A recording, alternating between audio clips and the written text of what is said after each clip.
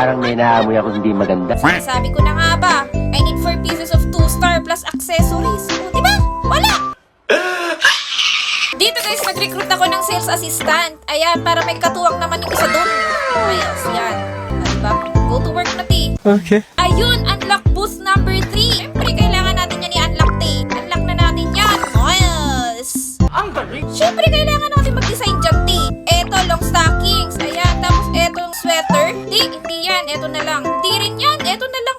Fresh prints para naman mahal. Nice. Etong sapatos, nice. Tapos etong shorts, yarn. O diba? Ang mahal, 1,199. Wow! Etong dress na to, ang gusto kong makuha. Ay! Tignan natin to guys, ang makukuha ko yan.